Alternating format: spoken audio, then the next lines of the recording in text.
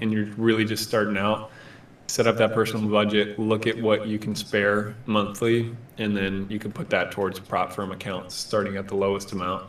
And, factor in the activation account or the activation costs and, what that's going to look like. So at a minimum, I wouldn't start unless you have an extra $100 to mess around with a month.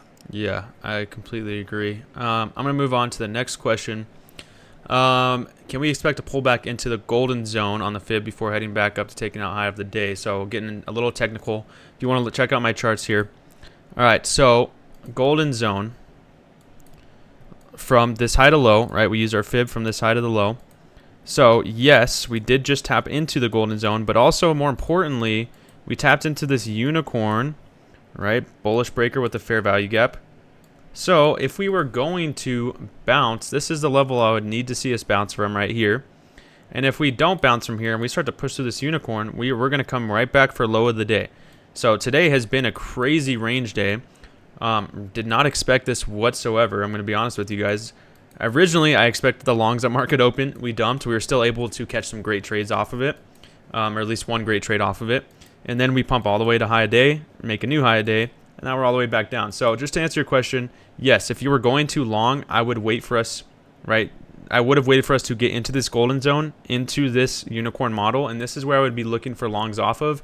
But again, you have to be careful because it's technically seek and destroy on the day, and we could come back down and try to sweep low of the day, if that answers your question. So said, John, it's nice to see you back. Love from TE. Right?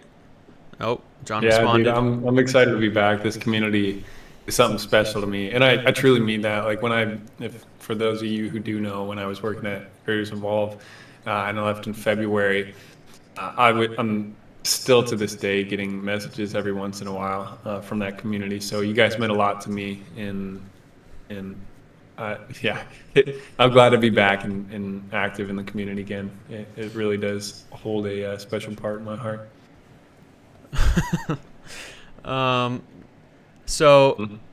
D shot this nice, caught both the longs and the shorts. That's what I'm talking about. Look at that, man. Look at that. You paper route Frank, your crush your meditations. Do you have a favorite quote from the book? That's a good question. I actually just started rereading it because it's been a few years since I've read it. And last time I read it, I didn't take good notes on it, and I did not really journal throughout the book. But now I am journaling through it, and I'm starting to highlight a lot of stuff because, yeah, last time I read it, I wasn't as focused as I wanted to be. I wasn't really, at least taking notes. But, yeah, so I'm rereading it right now. I wouldn't say I have a favorite quote right now. Let's see if I've written anything down. I've read the first 2 chapters again. I will check right now if I have anything written down from, I know I wrote a few notes from it. Okay, I do actually have a few notes from meditation, so let's see what I have. Okay, I've got a few very good quotes that I really took away from the first 2 chapters. The first being, treat yourself with respect, stop entrusting your own happiness to the souls of others. That one hits really deep. Will you repeat that? So the quote is, treat yourself with respect. Stop entrusting your own happiness to the souls of others.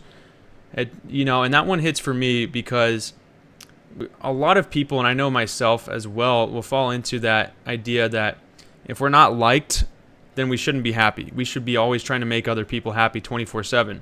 And that's just not true. If you're always trying to make other people happy, and you're always trying to be liked to make yourself happy, at least for me, that's not really true happiness, and that's not true joy. So really, that one hits hard, and about finding out where your true joy comes from, where your own happiness comes from. For me, and I know for John as well, I think I can speak for him on this, the main source of that joy and that happiness is from God, and it's from a relationship with Jesus, and as well as actually loving yourself and working on yourself to be someone that you would love. If you were looking at yourself from the outside as someone that didn't know yourself, would you love yourself? And if not, what are those reasons, and how can you work on loving yourself more? So that one for me might be actually my favorite quote that I've read in the first 2 chapters so far. I don't know if you want to touch on that at all too, John. Yeah, I haven't read Meditations. It's on my my list. That's by Marcus Aurelius, right? Yes, it is. Yeah. Yeah, one of just popped up was the happiness of your life depends upon the quality of your thoughts. Mm. I resonate with that. But anyway, um, so what you were touching on about God, I don't know if any of you guys really dove into my sessions over at TE, but some of you guys might have heard me say two pillars of my life that, you know, are probably the cornerstones of who I am as a person.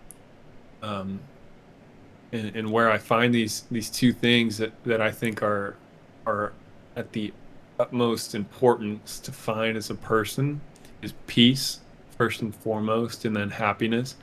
And I would say in those sessions quite frequently that I found peace in Jesus of Nazareth, and I found happiness through gratitude. And when I started practicing gratitude on a daily basis, and it became on an hourly basis when I'm awake, and even now it's like, oh my gosh, like the more you practice it, the more it becomes habitual and it's easy to follow. But those are two cornerstones for me that I know work for a lot of people.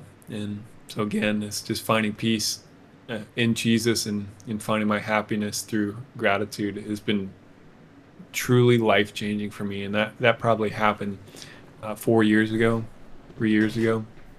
And yeah, if you guys don't incorporate gratitude in your guys' lives daily, I would encourage you guys to try. Even, when, someone cuts you off on the road or something, now I'm at the point, sometimes, there's always that one person that strikes a nerve or something. But for the most part now, I've been getting better, when something happens or someone takes a spot I was looking for in the parking lot. Like, oh man, I really hope they needed that, or someone goes to cut you off. It's like, oh, they're in a hurry. I hope everything's okay with them, instead of attacking them as a person. I don't know. Things like that have Mm-hmm. made a big difference for me. I agree. I'm just going to touch on one more point, and this is another kind of idea from that book, and it kind of goes along with what you're saying. Is if it does not harm your character, how can it harm your life? And I think that goes with like that road rage kind of thing, and that idea is, okay, yeah, someone cuts you off or someone pisses you off, but does that actually affect who you are as a person? Right? It's how do you respond to these Mm. things that happen to you in your life. It's not what happens to you. It's how do you respond and how do you react. So that's something that I've had to work on a lot in my life, is not getting defensive, rather knowing who I am as a person and what my true character is, and that I've built my character through the things I've gone through in my life, and other people have built my character, my mentors, my teachers, my friends, my family, and I know who I am. So if someone attacks my character, why should that affect my life? Because I truly know who I am as a person. So I think that's another big point. What's the quote that you said, Frank? I'm going to read through that real quick. Treating each action as if it is your last will relieve you from carelessness, irrational aversion to reason, hypocrisy, self-centeredness, and discontent with your circumstances. That's awesome. Mm. That's huge. Yeah, that's That's great. a great quote right there. Wow.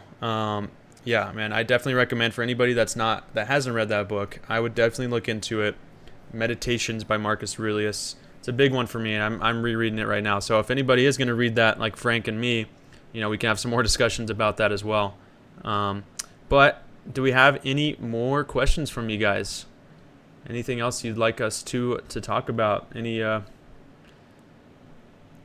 Just anything really? Questions, comments, doesn't matter. It could be something you're curious about in our personal lives, habits that, maybe one of us or both of us, try to implement in our lives, or histories, or straight technical questions, or, whatever it is, I'm sure you guys got something.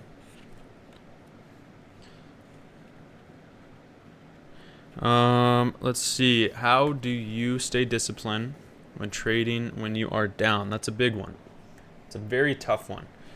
Um, so it always goes back for me. It goes back to the same question that I always ask myself. And it's why are you trading? I look in the mirror and I say, why are you trading? Why did you get into trading? So what that brings me back to is it kind of it centers myself and it regrounds myself to think, okay, I'm down on this account. Maybe I'm near my drawdown and I might be extremely stressed out. I might be freaking out because I worked so hard to get to this point and now my account is all the way near the drawdown. I'm going to lose a good amount of money. And I always think back, okay, well, the reason I got into trading in the first place was because I wanted to be financially free. And then it started to expand into, well, now I want to be able to help my family. I want to be able to help other people with this money that I have made or with this money that I'm going to make.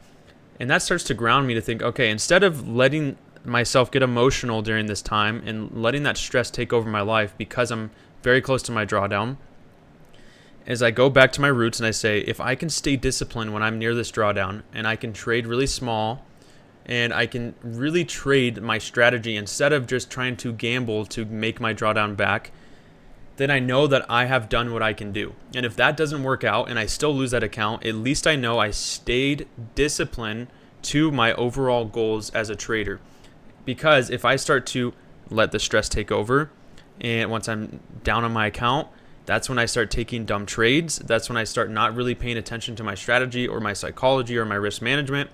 And then I end up blowing the account. And then it's worse because I didn't do anything good to try to help myself to get out of that drawdown. I just made it worse. And now my mental health is going to get worse and worse and worse because I know I could have done better. So to me, it's always just get back to your roots, ground yourself, maybe take a little break. Maybe go meditate or do whatever you have to do that gets your mental state back. And then what you can do is if you do end up losing that account, at least you know you put your full effort into being the right trader or making the right decisions instead of just trying to gamble it and make it back. So hopefully that helps. And just let me know if you have any more questions about that. But that's what I do personally. That's what helps me. Yeah, I could touch on that really quickly. Discipline is something that I highly value in my personal life, and I think it's becoming kind of a lost art, to be honest. When I see really disciplined people, it is so inspiring to me. And so, what I have done to start, aspiring to be like those people is incorporating things that keep me disciplined in something that's helped me a ton that I would recommend to anyone looking to get more disciplined, no matter what emotions you're feeling, is you just like anything else in life, the more you do it, the better you're going to be at it. Just like rolling out of bed when your alarm clock goes off. If you want to be the person who does not snooze it over and over and over again and gets out of bed the night before, when you're setting that alarm, you're like, okay, I'm going to get out of bed at this time. Be the person who does it. And if you're trying to, you don't know how to do that yet, put your phone across the room and remind yourself, like, hey, I'm getting out of bed at 6:55 a.m. Like, no matter what. And put that phone across the room to help you do that, so you don't just roll over and tap snooze.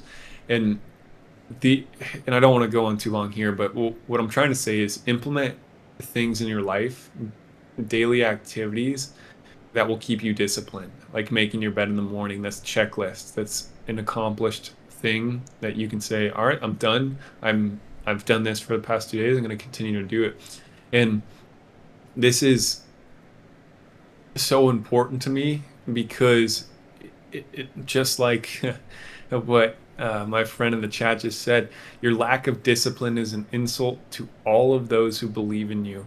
And for me, that really does hit home because I often think about when you're alone and there's no one that could be possibly seeing you right now, and you're doing something you shouldn't be doing, and you don't have the discipline to do what you know is right.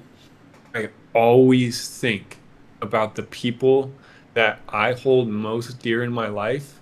And for me, that can even be future tense. Like if I'm blessed with a wife, my future wife and future children, I think of them in the room with me. And would I be doing whatever it is with them sitting in front of me and be able to explain that to them? For me, that helps a lot. That's a tangible exercise that you can apply, to what you're doing right away. And if maybe something a little easier, just think about if there's a camera on you. If you were in a movie, you know, if your movie started right now, what would that main character be doing? Are you gonna, scroll on your phone for the next hour and a half when you know you should be practicing a new skill set that you said you were gonna do, but here you are not doing it? Or are you gonna, get in the gym, or are you just gonna, eat the things that you said you weren't gonna eat? And whatever it is, I'm sure you guys can apply that to different ways in your life, but that's powerful for me, and it's helped me a ton. Is that thought process of believing that people can see me in every action that I do, and then also implementing daily strategies to help me stay disciplined. The easy stuff in the morning, like waking up, drinking 16 ounces of water, making my bed, and doing my stretches, and getting in the shower. Like, that's non-negotiable, and that happens every day. So, that I think that is something that you guys can go out and apply right away. And the more you stay disciplined in your daily life, it is going to be so much easier for you to stay disciplined in the stock market when you're feeling down. 100%. If that ain't the truth. Okay, so I'm going to look back real quick. I know we have a few questions, a little bit higher in the chat. So my friend asked, not sure if you went over this. You always find yourself trying to make back a loss, even if it is small, or if it's trying to get back profit, which is snowballs, and I always end up either over leveraging or taking trades that aren't there. Any tips for this stuff you're saying right now is applicable to this too? Yeah, we have all been there. I can pretty much say 100%. Every single person that has probably ever traded futures has done this exact thing or has struggled with this exact thing. I know I have.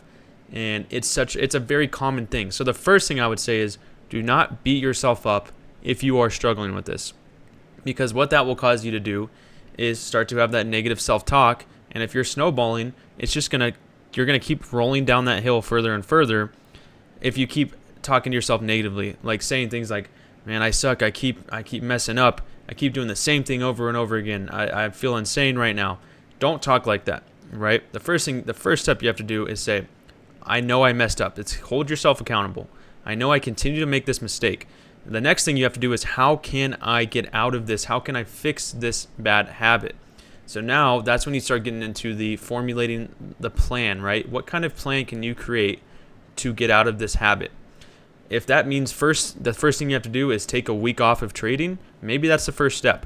Maybe you have to take a few days or a week off because you continue to fall into that emotional trading, and get yourself back to normal, right? Get your headspace back. The good thing is you already know the mistake you're making, right? So you have to hold yourself accountable now. A lot of people will do that and they don't even understand what they're doing. They just keep throwing away money. So you've already figured out the first thing. Now you have to hold yourself accountable. Now you have to start thinking of a plan. Now for me, my plan that I created whenever I started to do this was to literally shut my computer down completely. Like completely shut it off. Like shut down the whole thing. Don't just turn your screen off. Turn the whole computer off. Like you have to. One of the biggest things that I've learned is, yes, you can learn to fight against temptation, but what's the better way to do it is to just get away from that temptation, right? That will help you really try to stay more disciplined. Don't even allow yourself to be in that environment of that temptation. That temptation in this case is to keep trading, and it's to over leverage, and it's to take bad trades. So what you can do is remove yourself from that temptation, from that mindset, and then now create that plan. So that's the first step, would be getting away from that. And then now if you continue to start doing that, and then you can start building your discipline, start thinking about, what can I do now whenever I start to feel that emotion? Maybe it's some kind of environmental cue, something you can do, right? Maybe it's even every time you start to feel that emotion, you go for a run. Or every time you start to feel like you're going to start taking bad trades, you go do something, right? You go take care of some tasks you need to get done, or you call someone on the phone, right? Just something that's going to get your mind off of that, and you're basically just completely removing yourself from the temptation, and then you get back to how you were before. Get back to that even keel mindset. That's, I know for me, That's what I do, but you have to basically create your own plan that's going to make sense for you. It's going to be different for everybody. Um, okay, let's see, John. Is anything you want to touch on with that point, or do we want to move on to a new Oh, question? that was great. Yeah, I mean, a lot of this stuff is applicable to what I said about the discipline aspect as well. Yeah, Um, 100%. Brandon Ray asked, "What is a new habit you're trying to form?" I got two easy ones. It's one, playing the guitar consistently, which I've been good at the last 2 weeks. I've been pretty consistent about, doing the amount of time that I want to do every day. But also time management is a skill set that I'm trying to develop currently. Um, what I do is often underestimate the time it will take me to do things. So I'm really good at scheduling myself, and then I'll get backed up pretty quick, just because I underestimate how long each task will take. The time management is a big one I'm working on for myself as well, and knowing, starting to dial in and pay attention to how long things take me, so I can better schedule myself. That's a big one. For me, I'll just touch on that as well. I have like a few that I'm working on. One is kind of along the lines of time management as well, but it's just setting my goals for the day, writing them down. Like right now, I have it on my computer. I have a note right in front of me that has exactly what I want to get done today, and then it has a note for myself that I wrote last night about something that it's almost something I want to accomplish or something that's going to be more spiritual. So for me, I have my 5 things, main things that I need to get done today, and I check them off as I go down the list. So that's one habit, is getting what I need to get done every single day, and not putting it off, not multitasking, but just getting that done.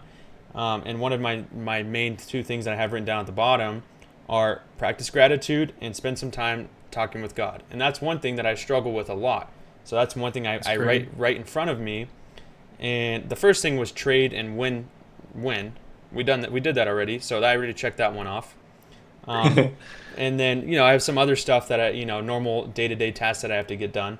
But then that one is one that I really want to put right in front of me, and that's why I put it right in front of my computer, because I need to see it in front of me to start building that discipline.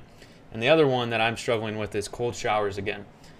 That's one I'm trying to get back into. I used to, there was a period where me and John did this. Actually, a few of our friends did it. We did like a 75 hard. We did a 60 days where we just stayed disciplined to what we were trying to accomplish. And one of those was cold showers every day. So I did go about 60 days in a row of doing cold showers, and it changed a lot for me. So that's one thing that I'm trying to get back into as well, that I just started out doing again. So it's a little bit rough early in the morning, but we're going to get on it. Nice, dude. I wish my showers got colder in the morning. Mine, for whatever reason, just probably because it's so hot and humid down here, the uh, the water doesn't get super cold. Like it's cold, but I'll jump in the morning, and like sometimes I want that, like just punch in Mm, the gut cold. Like, oh, yeah. come on, let's do it. See, we don't And have that problem in Utah. It gets nice and cold over here. yeah, no, I need to get an ice bath set up for myself. Mm-hmm. All right. So I know there's a lot of stuff. I'm trying to read through the chat right now, guys. I know we have a lot. Um, I'm just kind of reading through. Yoshi, oops, sorry, No, go ahead. go ahead. Go ahead. Um, Yoshi said, thanks. I definitely just got to step back from the charts. I'm looking at the charts all the time. Every blown account just makes me feel like I have to make more, which obviously doesn't work, dude. Mm. Trust me, you're not alone in those feelings. And I don't know if you were able to join up for, I believe it was last week's psychology lesson. Um, or it might have been, I don't know. A lot of the stuff I cover goes hand in hand and is interchangeable between risk management and psychology. But that was part of it, is incorporating breaks into your routine, like set breaks. For me, when I'm trying to gain weight, I have to incorporate on the schedule that I look at, eat snacks at this time, eat at this time, and because I'm a big boy, and when I'm trying to gain weight, I need to eat a lot. And the same thing that you could apply straight to your trading is, okay, I'm jumping on the charts with Joe in the morning.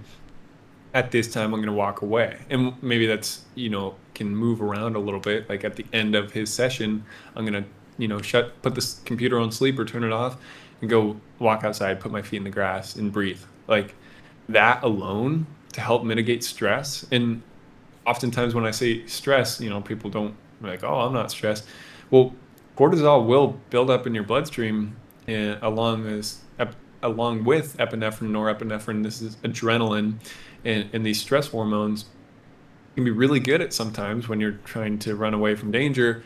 But if you are chronically looking at a screen that is affecting your emotional state, I promise those chemicals are building up in your bloodstream. And if you're unable to, or if you're not incorporating your day-to-day routine, a stress mitigation tool or habit, it becomes chronic and it becomes a major health issue over time. And you may not feel it, but I promise you those little breaks will make a big difference. So, go get some sunlight, go work out, whatever it is, incorporate these breaks and put it into your schedule. And so it's just one of those things that you have to check off. Oh, cool. Like right after JoJo's session, I'm getting off and I'm taking 5 minutes to myself, even if it's just 5 minutes, you know, put that in your schedule and I promise it will make a big difference. Another thing quickly, to mitigate stress from looking at the charts all the time, because honestly the lesson last week was covered a lot of this, or it was covering a lot of what you're saying or what you just commented, and utilizing the physiological sigh. I won't go into it much, but it's one deep inhale through the nose until your lungs are full, and then another really quick sharp inhale through the nose to really expand your lungs, and then an exhale slowly through your mouth. And it is scientifically the best way that we know of to drop cortisol, epinephrine, and norepinephrine levels in your bloodstream instantaneously, and also helps reduce your overall stress levels throughout the day, including lower blood pressure and lower heartbeat. So if you're just looking for something quick, step outside for a moment, do one big inhale through the nose, another sharp one through the nose, and then an exhale through the mouth. If you do that just once, it will help. If you do it, 5 or 6 times, you're going to feel really good. But I would definitely recommend incorporating something like that into your daily routine. Yeah, I do that actually when I can't fall asleep. I will do that breathing method, and I fall asleep within about 5 minutes of doing that. It's actually crazy how much it relaxes me. Like if I'm stressed Yeah, it's about amazing. something, it's insane. Like I won't be able to sleep too well if I'm stressed about anything, or I'm overthinking. I'm a big overthinker myself. I think a lot, and I overthink about things that I probably don't need to overthink about. And exactly that breathing method that John's talking about, when I do that, it's almost like my stress just kind of disappears, and I just fall asleep. It's crazy. It's Yeah, it's it insane. clinically does. They've done really robust, good clinical studies taking blood right before and right after. Even just one physiological sigh will reduce your stress levels instantaneously in real time, no matter what situation you are in. It's pretty amazing. It's crazy, crazy stuff. I mean, just yeah, do that. And if you're even if you're just stressing about a trade you're in, just do that and sit back and let your trade play out. That's another big one. And I know nobody asks like a question about this specifically, but there is like this will probably help you if you can get into your trade and you have the conviction of your trade and your levels. Just set your limit order, set your stop loss, sit back in your chair or even walk away and do that breathing exercise, and just come back and let us know how you feel when you do that. Like don't mess with your levels, just do that, and you should let us know. You should try that and let us know how it feels to do that, because I'm telling you it'll probably help you not be stressed when you're in a trade. That's only to say if you actually have conviction in your setup. If you're just gambling and taking trade to take a trade, you're probably still going to be stressed, but I would definitely try to practice that for sure. All right, guys. Well, I think we've covered some really good topics. Hopefully, we've answered all of your questions. I do need to start getting prepped for our last trading session of the day, which is coming up in pretty soon, about 30 minutes. So, if you guys don't have any last minute questions, if you do, let us know right now. We can get them answered for you. If not, we're probably going to hop off here and finish off the day with our last trading session. Yeah, guys, and constructive criticism and feedback from you guys is super helpful. And not only every uh, live stream that we go on with you guys, but Also, oh, I forgot to turn on my screen today. I should have been doing that. Dude. Anyway, this feedback from you guys is really helpful. It could be about the Discord, it could be about individual lessons, it could be about just setup in general, about how we're streaming things, whatever it is, or course material that you guys want to see, like specific lesson plans. Like we're here to create a or facilitate a community that is about helping each other.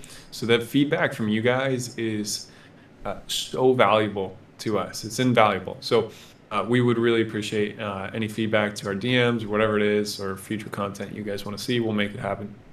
Speak for yourself, man. I hate criticism. Just kidding, guys. Truly, we do really want your guys' honest feedback. That's really going to help us build the community better for you.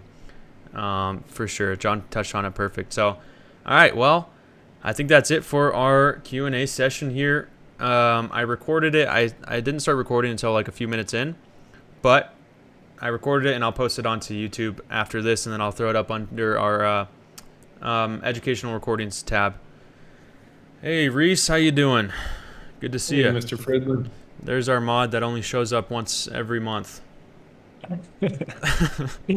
We'll be expecting you to Alrighty, mod friends. more. All right, guys. I will see you guys tomorrow. I have a psychology lesson with you guys at it'll be 9:30 PST. Alright, Yes. All right, guys. I'll see you soon. Peace out.